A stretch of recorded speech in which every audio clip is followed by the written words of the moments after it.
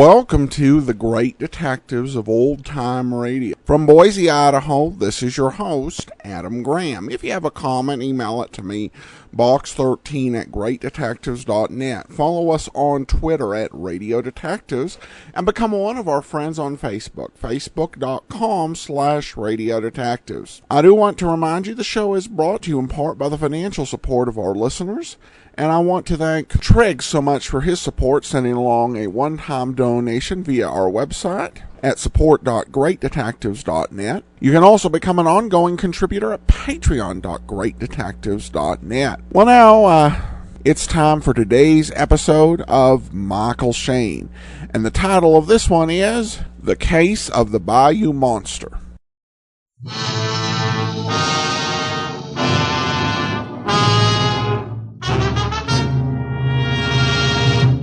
I turned around as soon as I heard the noise. There, standing behind me, was a thing. About my height, with a face that was almost human, but was covered with hair. There were two giant claws with blood on them. I started backing away, but my foot caught in the vine and I went down. The thing came at me, and I thought, Shayne, you should have started believing in ghosts before it was too late.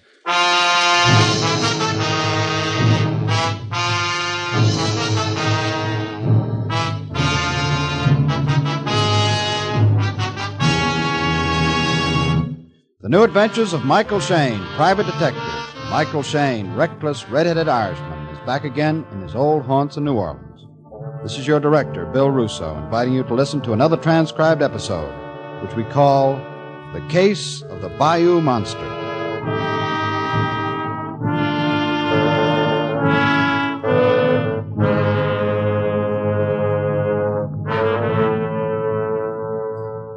Yes, sir?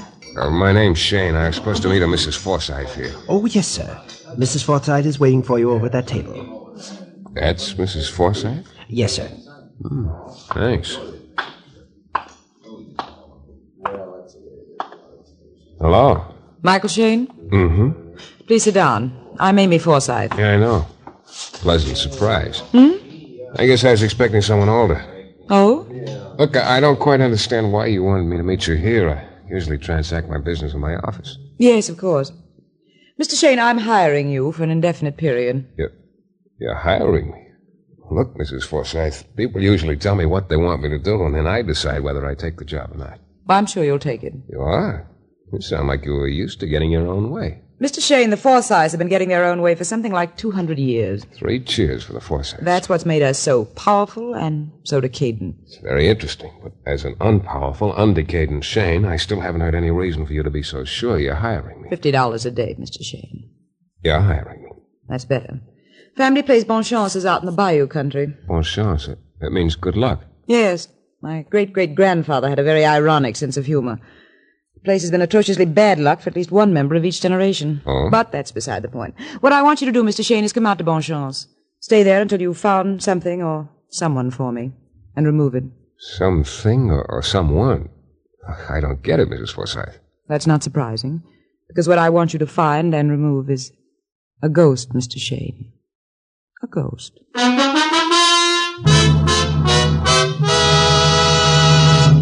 In a moment, we'll return to the new adventures of Michael Shayne and the case of the Bayou Monster.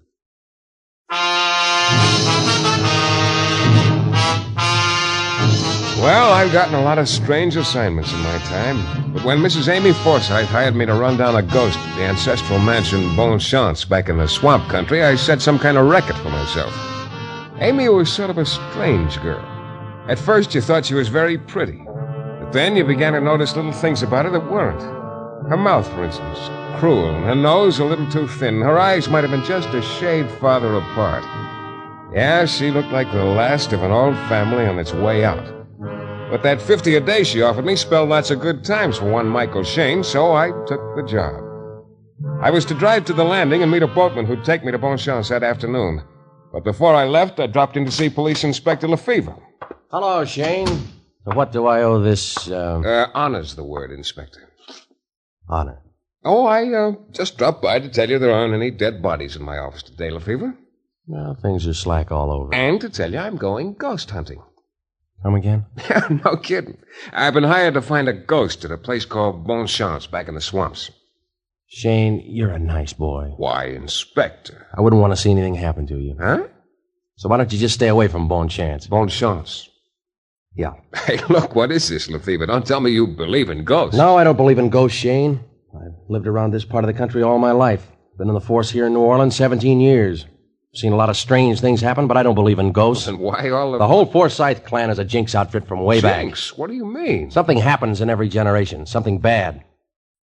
You know, Inspector, the more you talk, the more interested I'm getting in this new job of mine. I'll send you a full report. Okay, Shane.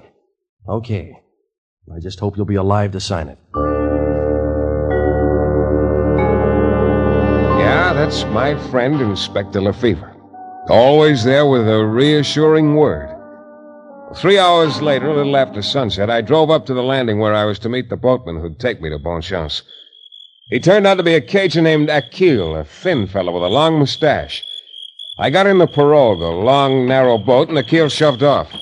He sent the boat skimming along at an amazing clip. And pretty soon we were deep into the bayou. The pale moon wasn't doing a very good job of piercing the misty haze that hung over the swamp. What with the matted trees and vines overhead, it was like a tunnel. A noisy tunnel at that. Sounded like the soundtrack to a jungle movie. You been with the Forsyth family long, Akil?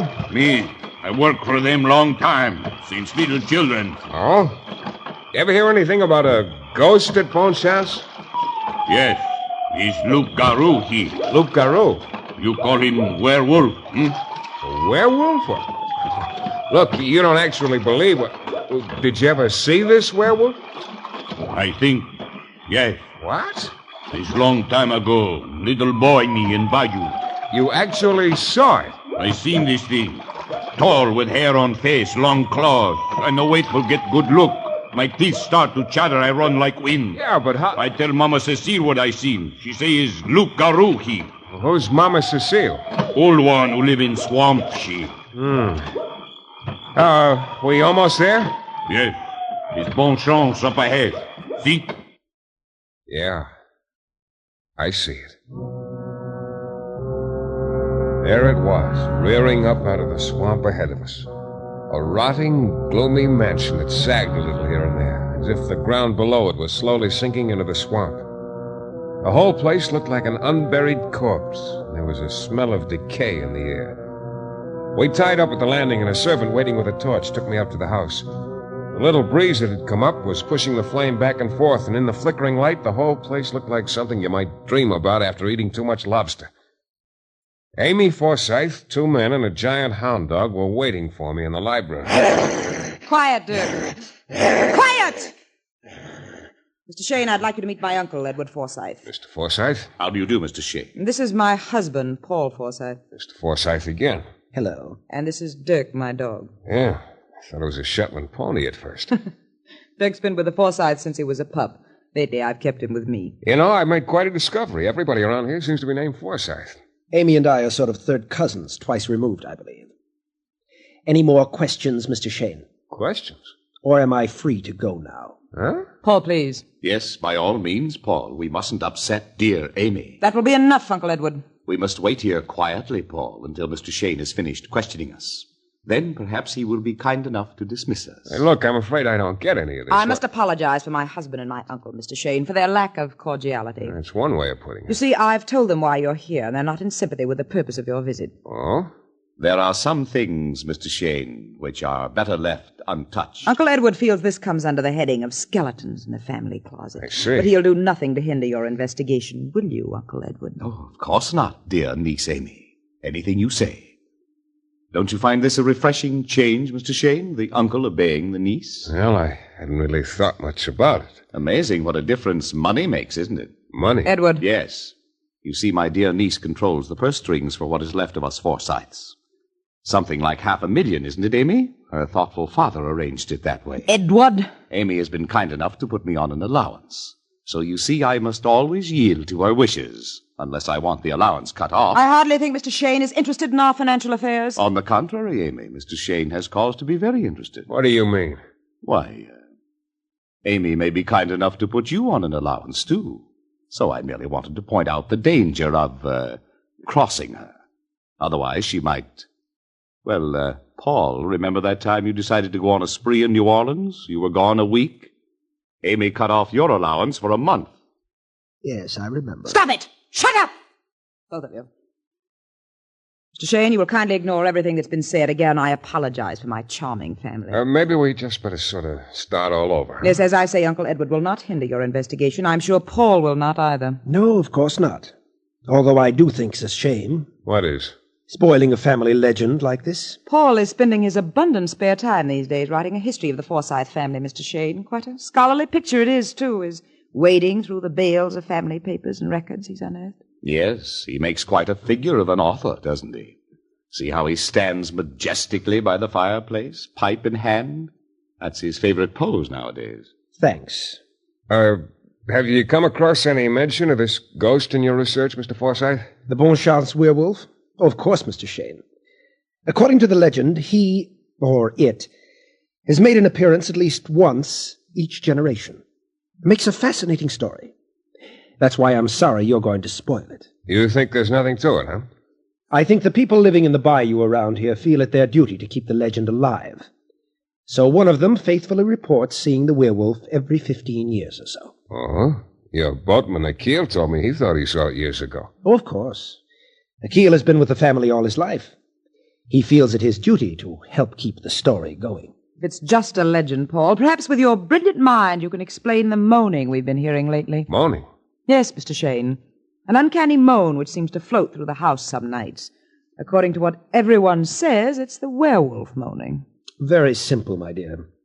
It could be that horrible animal of yours. You mean Dirk here? Is that what you think, Edward? It's entirely possible, Mr. Shayne. Dreadful beast. Well, it's late, and I, for one, am going to bed. Good night, sweet relatives, and good night to you, Mr. Shayne. Pleasant dreams. We all went to our respective rooms after that, and I turned in. I lay awake a few minutes thinking about what a charming little family I'd stumbled into. Amy, her husband Paul, and her Uncle Edward. After a while, I guess I drifted off to sleep. Of course, I started dreaming. Of course, the dream was about the werewolf. I dreamt he was here in the room with me, and I could hear him moaning. Then he came at me. I woke up on the floor in a cold sweat. Then I started sweating harder because I could still hear that moan. I pounded downstairs. The moan was everywhere in the house. Amy came running downstairs right behind me. Then we heard it from outside, the dog. We both ran out and down the path. The breeze was still swirling the mist around. Then we stopped. There in the pale moonlight lay Amy's giant hound, Dirk. Dirk! Holy... Mr. Shayne, look! Look at Dirk! Look! Yeah. His throat torn open, as if by giant claws.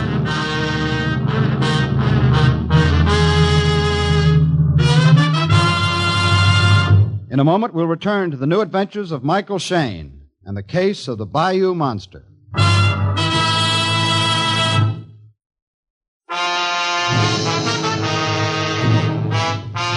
It all started when Amy Forsyth hired me to come out to Bonchance, the ancestral mansion back in the bayous, and run down a supposed werewolf that had been haunting the place for a couple of 100 years. Of course, I was pretty unconvinced. Inspector Lefever's warning to stay away didn't register. But later that night, after I'd heard a very uncanny moaning, and after Amy and I had discovered her dog with his throat ripped open as if by claws, I wasn't so sure. The next morning, I remembered the boatman Akil telling me about Mama Cecile, the old woman who lived in the bayou. So I went to see her. It was a little shack almost hidden by moss and vines, and as I came up to it, I saw someone slipping away into the undergrowth. Akil! Akil! You call Akil? Yeah. What are you doing here? Me, I come to visit Mama Cecile. Why? Now, why? To tell her about Luke Garou, werewolf. What about it? Killed dog last night. He moan like thousand devils. I see dog dead. Me, I come to tell Mama Cecile. I tell her. Why'd you tell her? Mama Cecile, she always say, when werewolf around, come tell Mama Cecile. Okay, Akil, I'll talk to you later. I let go of him. He melted away into the bayou. I went over to the hut and knocked on the door. There was a grunt from inside, which I took for come in, so I pushed open the door. Inside, it was dark and smoky. And after my eyes got used to it, I could make out a woman sitting in front of a small fire. She could have been 60 or 90, with a withered face that still showed plenty of power. She had the longest fingernails I've ever seen. What do you want with Mama Cecile? I want to talk to you about the werewolf. I know nothing about werewolf. Come on, Akil told me you always wanted to know when anyone had seen it. Why?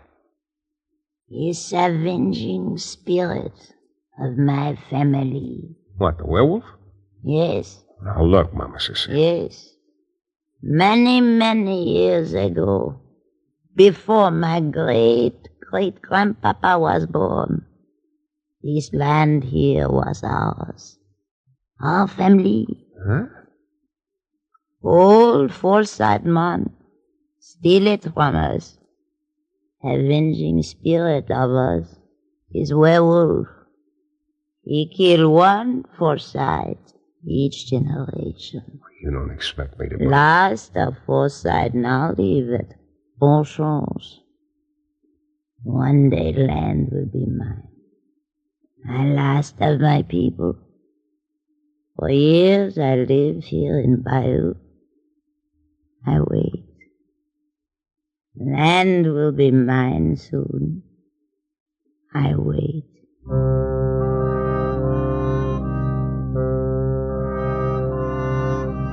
I somehow got the idea Mama Cecile meant exactly what she said. And the picture of that woman sitting in her hut just waiting for 50 years or so chilled me a little.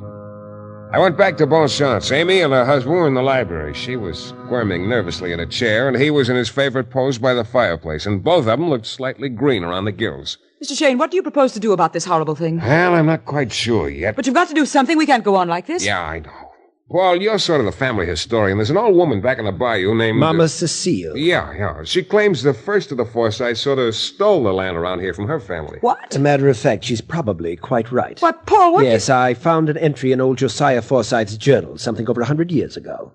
He practically admits it. Well, nice to know your ancestors were thieves. My dear, couldn't you tell? This is no time for your feeble attempts at humor, Paul. Mr. Shayne. Where's Edward this morning? My dear uncle informed us the occurrence last night was more than his delicate nerves could stand. He said he was going to stay in New Orleans a couple of days. I see. Well, look, I'm going to wander around here a little today, just sort of looking around. I'll be back around sunset. Well, I should think so, Mr. Shayne. Not one moment later. I wandered around the back country most of the afternoon. And then just about sundown, when I was walking through some pretty slushy ground on my way back to Bon Chance, I spotted a rowboat a little way offshore among some trees. There was a guy sitting in that boat who looked awfully familiar. As soon as he saw me, he rowed over to where I was standing. Hello, Shayne. Well, Inspector Lefevre, what are you doing around here? Fishing? Yeah, sure. See? Just caught it. Some fish. Any smaller, you'd have to hold it with tweezers. The big ones haven't started biting yet. Look, Lefevre, if you had a whale in that boat, you couldn't convince me you came clear out here just to fish. Unless it was to fish for the Bon Chance werewolf. Still hunting ghosts, huh, Shayne? It wasn't a ghost that tore that dog's throat open last night, or maybe you haven't heard about that. Yeah.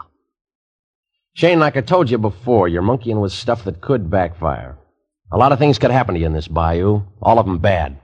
Is this a word to the wise day for you, Inspector? You can call it that. Why don't you stick to something safe? Fishing, for instance. Like me.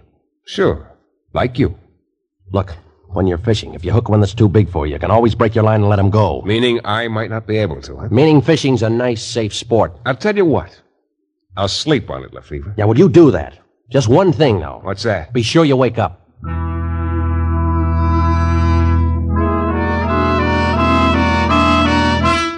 I left Lefevre baiting a hook and went back to Bon Chance. Dinner that night was real jolly. Amy and Paul were about as cheerful as people in a dentist's waiting room. They spent most of the meal saying nasty things to each other and tossed in a few choice remarks about the absent Uncle Edward. We all turned in early, and I must have fallen asleep right away. But not for long. Suddenly I was wide awake. Everything was very quiet, except for a faint noise downstairs. I slipped out of bed and reached for the light switch. No lights. I opened the door softly and eased into the hall. Amy's door was open, and even in the darkness I could see her bed was unoccupied. Paul's door was open, too, and his bed was empty. I went downstairs as quietly as I could, and I heard that faint noise again, like somebody bumping into some furniture. It came from the library. I got to the door and stopped. I could see the dim outline of something coming toward me. I held my breath and waited. All right, just stay where you are now. Relax, Shane, relax. Inspector Lefevre, I thought you were fishing. At this time of night? Don't be silly. Nobody home, huh? I don't know. The room's got empty all of a sudden. What's the matter with the lights? You got any other questions I can't answer? Look, there should be some candles over on this table near the fireplace. Yeah, here's one. You got a match? Yeah. Yeah, that's better. Hey, listen. What's that? Lefevre, that's the moan they say the werewolf makes. What? That sounds way too close for comfort. Hey, what's the big idea of blowing out the candle, Lefevre? I didn't blow it out. Well, something did. You feel a draft or something? Well, a breeze was starting to blow up when I got here. Maybe the walls leak. Funny, man. There's a damper on the fireplace somewhere. If I just... Oh, here it is. What happened to the moon? Well, what do you know? Here, light the candle again. Keep it away from the fireplace. Now, look. This damper on the side of the fireplace. I'll turn it like it was before.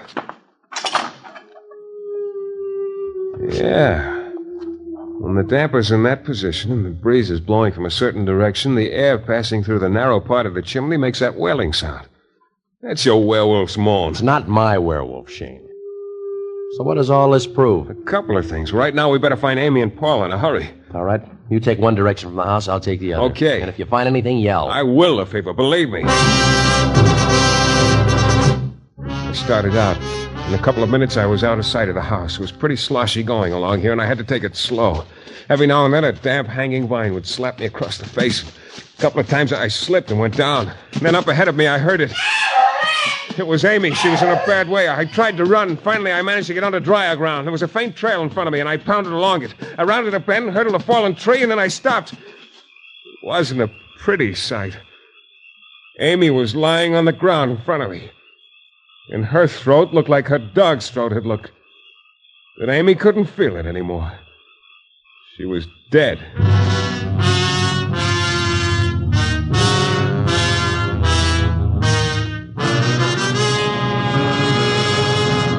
In a moment, we'll be back with a thrilling climax to tonight's Michael Shayne adventure.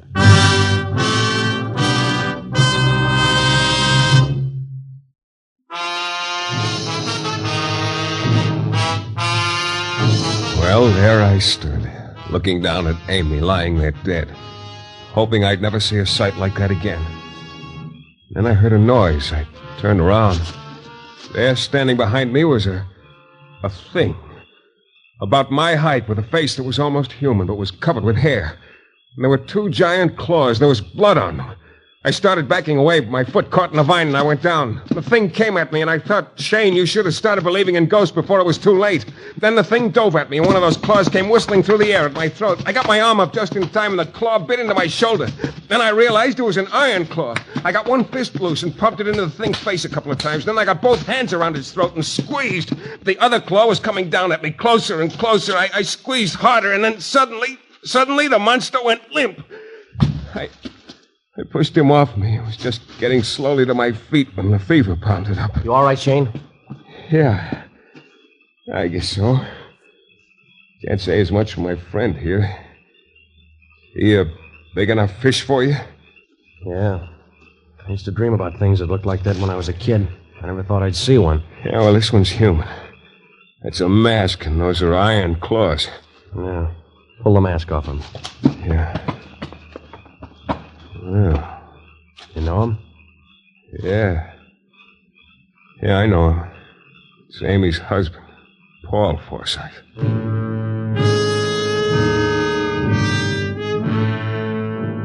Yeah, Paul Forsyth. This generation's edition of the Bon Chance werewolf.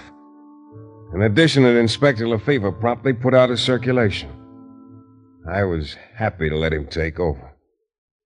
Then later, Lefevre and I left Bonchance and started for home in his rowboat. And I, having lost the toss, was rowing. Some boy, Paul Forsyth, huh? Yeah. He told me he kept those props of his, the mask and the claws, hidden out in the bayou. Wonder how I got a hold of them in the first place. I think I know the answer to that. Paul spent a lot of time digging through old family papers. He was going to write a history of the family. Probably came across the secret there, where the mask and claws were hidden, how to work the damper on the chimney. That's probably it. I guess one member of each generation knew about the mask and claws. Probably used to put them on now and then to scare all the Bayou people. You know, Shane, the Forsyths certainly must have been a pleasant lot. Yeah. That'd be their idea of a joke, I guess. Only Paul decided to revive the legend for more practical purposes. He fill you in on the motive? Yeah. Money? Mostly. He would have gotten control of the $500,000 Amy had. Add to that, he had a girl in New Orleans. Add to that, he hated Amy. It's funny. What's that? Oh, just that the legend of the Bonchance werewolf's been going on for over 100 years. All there really was behind the legend was a mask, a pair of iron claws, and a howling chimney. And the fact that most of the people around here believed in it. Don't forget that. Yeah, I guess you're right. Hell, I can see how you could get believing almost anything out in this bayou. I'll be glad to see the last of it. It gives me the creeps. What? Stop rowing. What's the matter? Shh. What are you reaching for, you gun? No, look at the big one. Big what? Fish. I'm going to hook him. Oh, Lefevre! Quiet, Shane. I told you I came out here to fish, didn't I?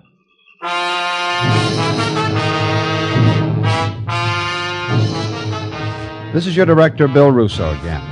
Our story is based on characters created by Britt Halliday and is written by Bob Wright. The music is composed and conducted by John Duffy, and Michael Shayne is portrayed by Jeff Chandler. The New Adventures of Michael Shayne is a Don W. Sharp production, transcribed in Hollywood and distributed exclusively by the Broadcasters Guild.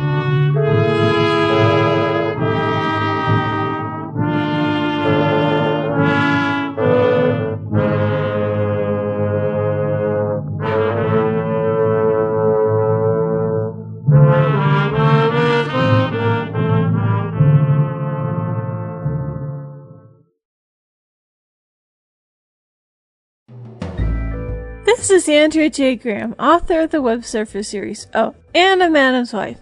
You're listening to the Great Detectives of Old Time Radio.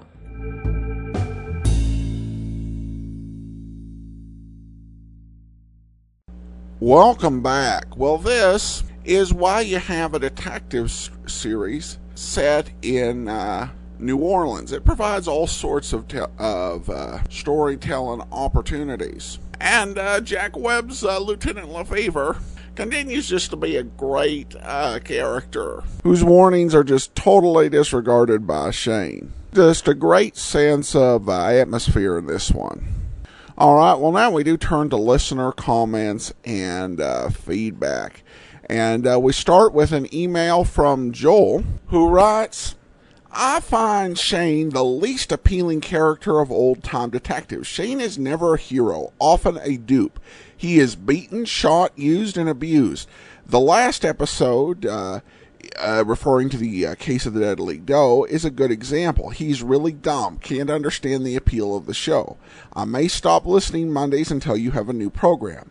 I am enjoying Richard Diamond and the lineup, though. Well, I'm glad you're enjoying Richard Diamond and the lineup. I think the appeal for the show is the true hard-boiled nature of it, both of the characters and the dialogue, as well as the sense of atmosphere. And I know over the course of doing this show for the past nearly 7 years, we've had several series that most everyone enjoyed. I've had very few emails or contacts at all, for example, where people just flat out didn't like yours truly, Johnny Dollar. But then there are series that some people adore and some people despise. And that's definitely why we keep that balance going.